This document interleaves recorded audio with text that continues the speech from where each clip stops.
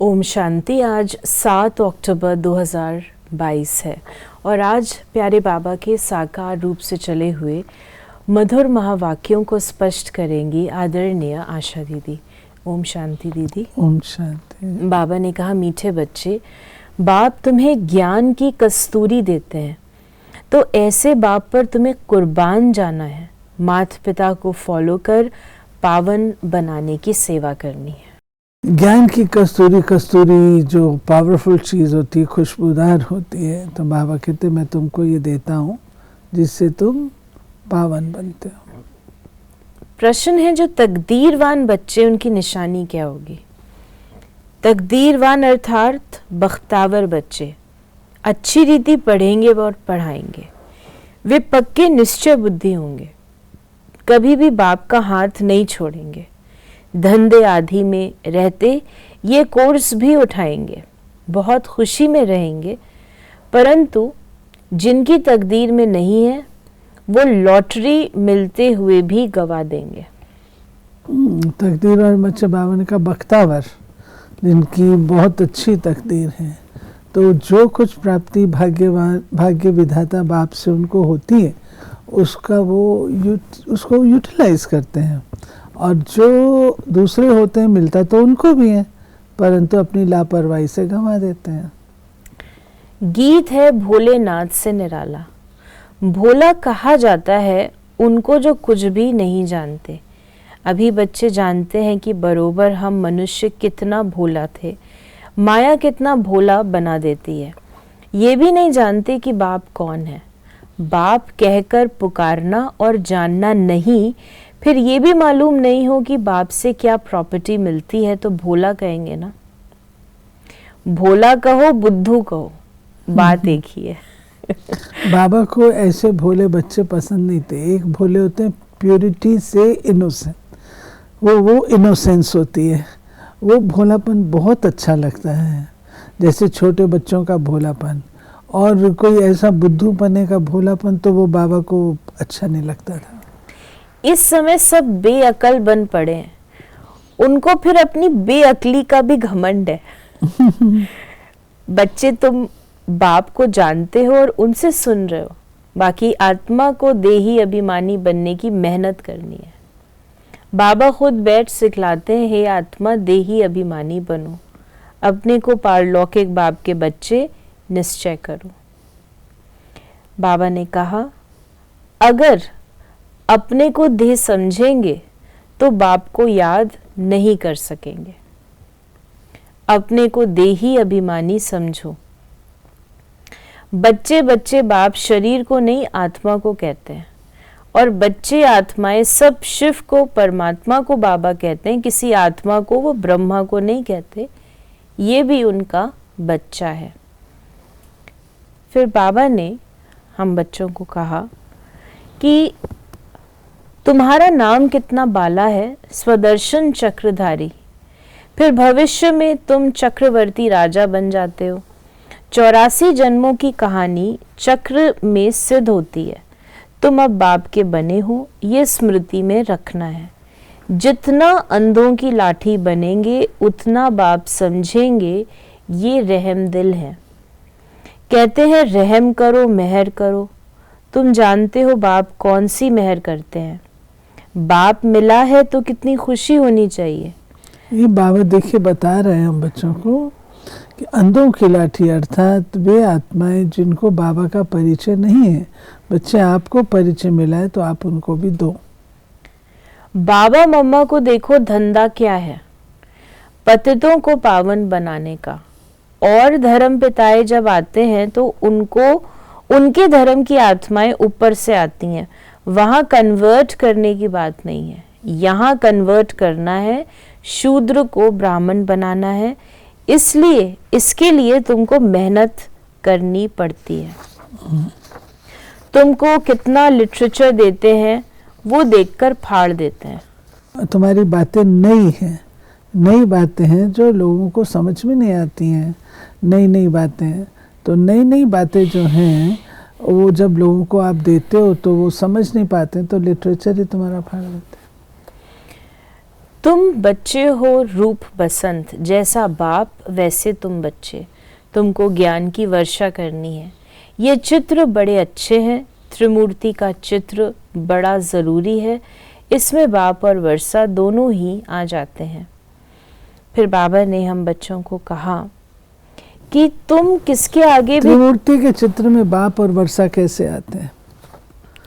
त्रिमूर्ति के चित्र में बाप है, वर्षा है विष्णु, ब्रह्मा पिता, और वर्षा जो है वो आपका विष्णु। फिर बाबा ने कहा कि तो सदैव बाबा बाबा कहते रहो और भविष्य पद को भी याद करो तो सतयुग में चले जाएंगे। दो बातें कही, बाबा बाबा करो, दूसरा भविष्य पद को भी याद करो। तो जब उसको याद करोगे तो उसके जैसे संस्कार बनाओगे ना, तब वहां जा सकोगे। फिर बाबा ने कहा सतयुग में लक्ष्मी नारायण, त्रेता में राम सीता का राज्य था तो सब स्वर्गवासी थे। इस चक्र में 84 का चक्र सिद्ध होता है। तुम कहते हो इस समय सभी नास्तिक हैं क्योंकि बाप को नहीं जानते। अब तुम जानते हो कि सब कब्रिस्तान में पड़े हैं। तुम बच्चे गुप्त हो। अंग्रेजी में अंडरग्राउंड कहते हैं, वहां कोई अंडरग्राउंड नहीं, अंडरग्राउंड तुम हो। अंतर्मुखी होते हैं ना, उसको बाबा अंडरग्राउंड कहता है। फिर बाबा ने कहा कि तुम बच्चों को बुद्धि में रखना है कि जैसे कल्प पहले सतयुग में पाठ बजाया था वैसे अब बजाएंगे। बाकी बाबा से तो वर्षा ले लेवे, परंतु बच्चे घर में जाते हैं तो भूल जाते हैं। बाप कहते हैं यहाँ से पक्के हो जाओ, धंधा भल करो, परंतु याद करते रहो। 1 सेकंड का कोर्स उठाओ। जैसे बहुत शादी करके भी पढ़ते हैं, तुम भी धंधे में रहते पढ़ो। कुमार कुमारी के लिए तो बहुत सहज है, सिर्फ ये बुद्धि में रहे मेरा तो एक शिव बाबा, दूसरा न कोई।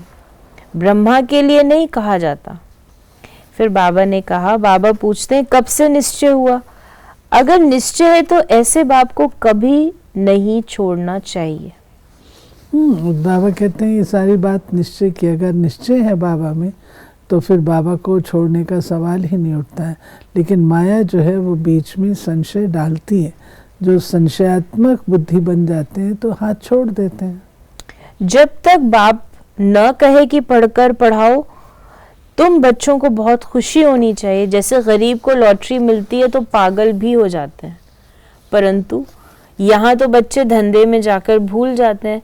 तो बाबा समझते हैं कि इतनी बड़ी लॉटरी दी परंतु पागल हो गए, तकदीर में नहीं है। तब कहा जाता है बख्तावर देखना हो तो यहाँ देखो। बाबा तो कहते हैं कल्प के बाद बाबा मिला है। बाबा बाबा कहते रहो, सवेरे उठकर याद करो। जो प्यारी वस्तु होती है उन पर कुर्बान जाते हैं। हम भी बाबा पर कुर्बान जाते हैं। ये ज्ञान कस्तूरी है।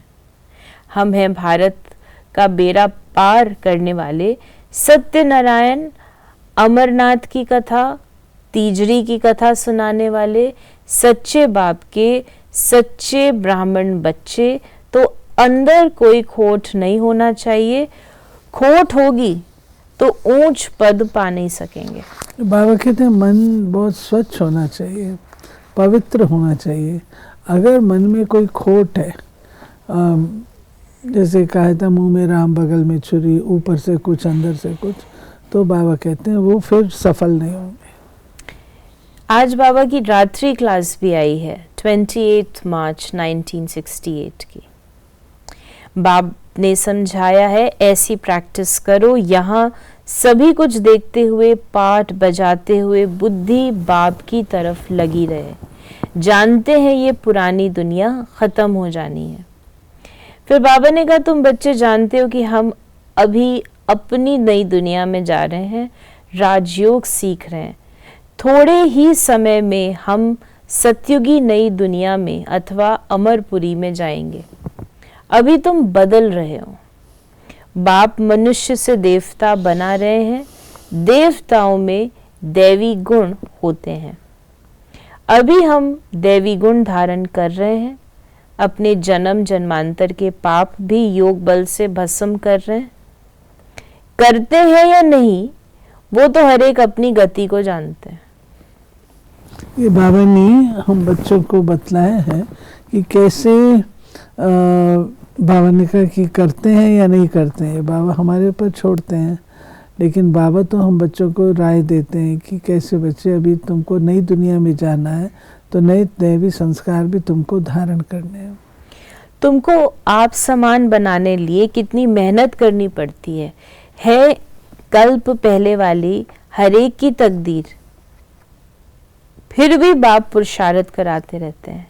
ये नहीं बता सकते कि 8 रत्न कौन बनेंगे, बताने का पाठ ही नहीं है। आगे चल तुम अपने पाठ को भी जान जाएंगे।